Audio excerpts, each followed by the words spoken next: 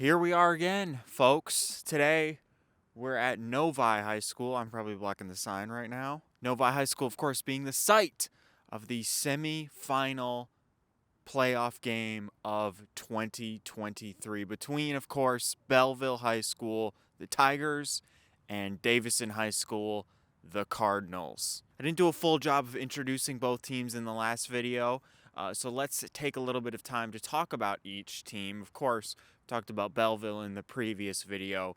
2 consecutive Division I championships, 2021 and 2022.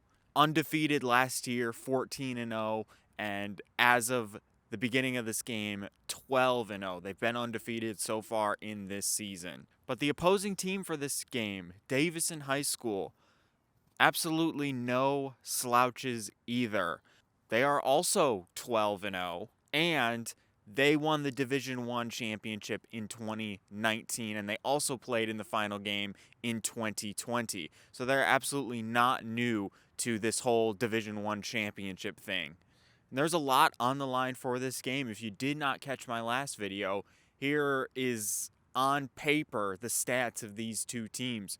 Belleville, number 1, and Davison, number 2 in the entire state of Michigan. So this wasn't the championship game, and of course the championship is where all the prestige and all the glory comes from. But this game did mean a lot. It kind of signifies who the true best team in the state actually is, even if it isn't the championship. And though they were the underdogs, Davison did have a pretty big upset win in the previous week. They beat Rockford, and at the time Rockford was number 1 in the state, and they were number 3. So a lot on Davison's hands and a lot of momentum on their side of the field. That being said, though, the final score to this game, Belleville 63, Davison 21. And we'll go into details on everything about the game each quarter in just a second, but I got to give my hats off to Belleville. I am a Northville fan. The last 2 videos I've been on Northville's side, especially the last video, I was on Northville's side. You often don't want to give praise to the opposing team when you're on the other side, but it must be said, this team, do a little bit of a sports analogy right here. Formula One, of course, that's the sport that I enjoy the most. That's my favorite sport. Watching Belleville is like watching Max Verstappen. It doesn't matter what happens. They always find a way to win.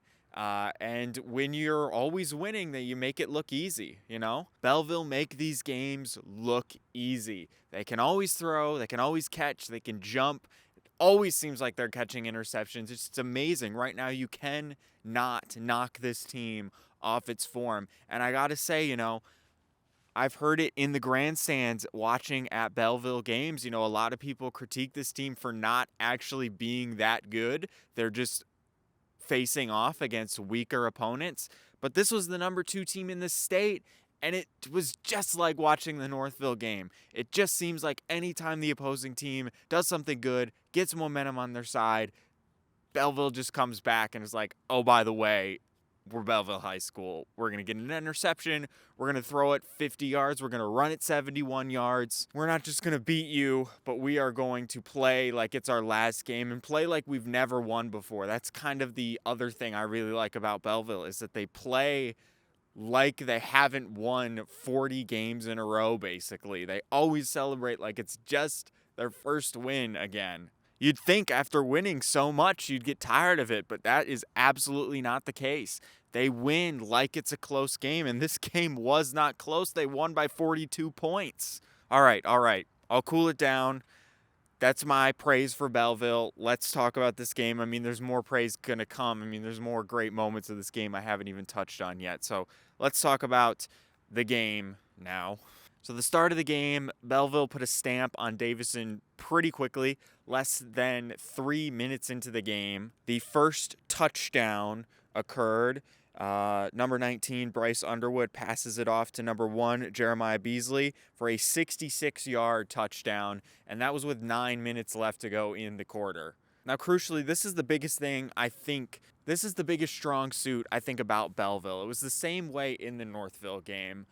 Belleville can just make these amazing plays and get these touchdowns really quickly. Like I said, it took them less than 3 minutes to get this touchdown. Davison did get a touchdown in the first quarter. Number 32, Carter Harriman, got the touchdown, but that was with 1 minute left to go in the quarter. It took Davison 8 minutes to get this touchdown. I'm sure they went back and forth a little bit, but still, Belleville can grab these really quick touchdowns and then make the other team work for the touchdown. It took them the whole quarter nearly to get one, and it's the same thing with Northville. It took them basically the whole quarter to get the one touchdown in the last game.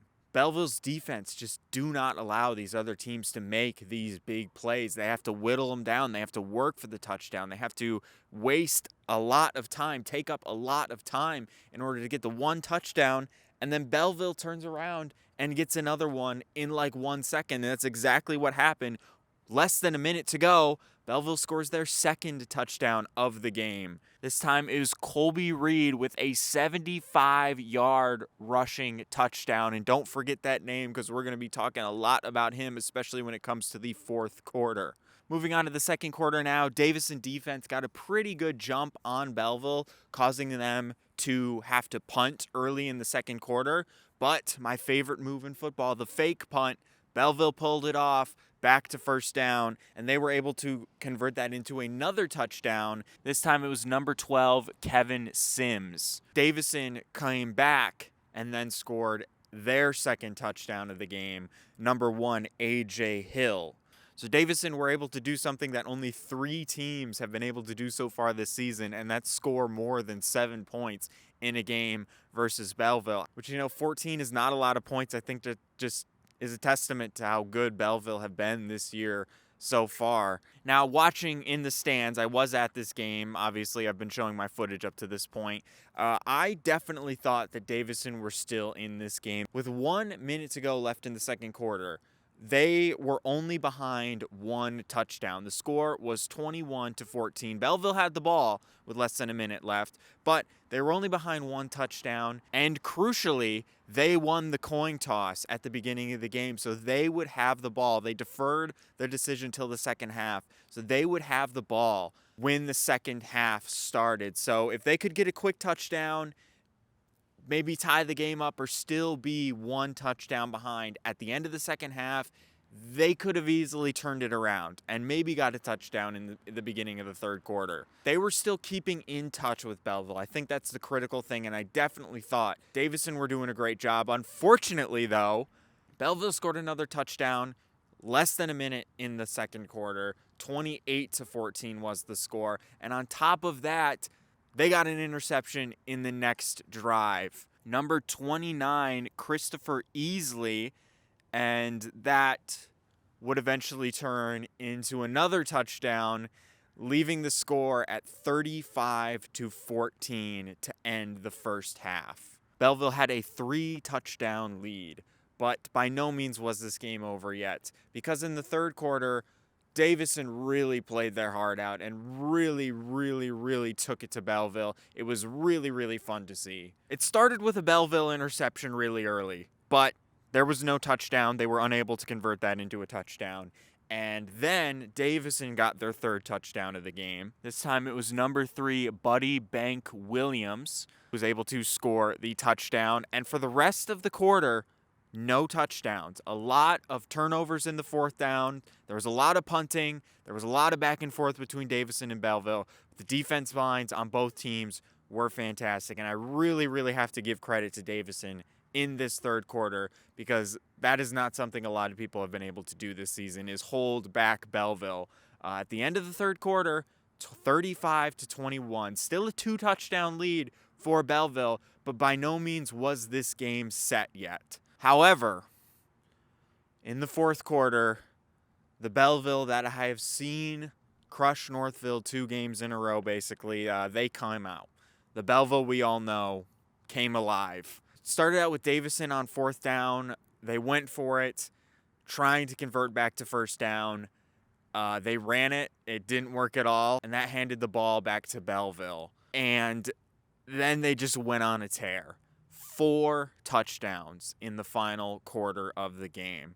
I didn't think they had to beat him that badly. I mean, It was kind of relentless. It was almost hard to watch the way Belleville just went on a tear. 3 of these touchdowns were from Colby Reed, and the other one was number 18, Trey Graham. And I actually got footage of the last touchdown of the game. The reason I took this footage is because it's actually not the usual quarterback, Bryce Underwood. It's their backup quarterback, number 14, Joshua Putman.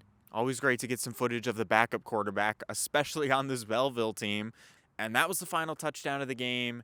And the final score, 63-21. Huge hats off, by the way, to Northville, because they were at least able to keep Belleville at 40 points. So, of course, I was going to talk about Northville in this video. Hats off to them as always. Another player I haven't yet mentioned, the kickers for both teams. Number 24, Braden Lane on the Belleville side. He kicked and got every single extra point of this game. He had to punt a lot. There were a few punts that were not fantastic, but he probably doesn't have to do it a lot. I don't think Belleville punts a lot. And on the Davison side, number 30, Ryder Ferguson, also made the 3 extra points and had to punt a lot. So that brings us now to the what's next portion of the video. What is next for Belleville? And that is Ford Field and the finals. They are going for their 3rd consecutive Division I championship. That has not been done since Detroit Catholic Central did it in 2001 to 2003. So definitely an impressive record to have if they can do it. Let's go over to the other side of the bracket because there was another semifinal game going on at the same time as this one. It's between West Bloomfield and Southfield Arts and Tech. Now, what's interesting about this game is that those teams actually played each other in the regular season, and West Bloomfield won. Southfield Art and Techs went into this game looking for a little bit of redemption, and I wasn't at this game. I was at the Belleville game, so all of this is secondhand information. So if you happen to have gone there and some of it's wrong, apologies that it is not accurate information, but it sounds like this was pretty intense. West Bloomfield had the lead 35-34 with 2 seconds left in the game. But with 2 seconds left, I cannot stamp on that enough. Southfield Art and Tech scores the final touchdown of the game and wins 40-35 with 2 seconds left. Unreal. So Southfield Art and Tech will be heading to the finals and will be playing against Belleville. Now, Southfield Art and Tech, they have never been to the finals, at least from what I can see. They've never been to the finals. They also are not undefeated. As I mentioned, they lost to West Bloomfield earlier in the year. That was their one loss, and they kind of rectified that by beating them again. I think Southfield Art and Tech are number 10 in the state, so from a stats perspective, this probably should be an easy Belleville win. But you never know. Upsets happen. You never know what could happen. So I definitely don't think it's hopeless for Southfield Art and Tech. I'd obviously love to see an upset like that. I am going to pick my winner of the final game. I usually don't want to pick a winner or pick a score because that's not really the point of these videos, but I will do it just because it's the finals. I do think Belleville will win this game. I would like to see a fight. I would like to see a close game, and I think Southfield Art and Tech are going to play that game. For a final score, I'll say 42-28 in Belleville's favor. I know that's not really that close, but I got to be realistic here too. I mean, Belleville has just stomped on number 2 in the state, so we'll see. Maybe by saying it and saying, oh yeah, Belleville's going to win for sure, maybe that won't happen. Maybe we're in for an upset just because I said, Belleville's going to win.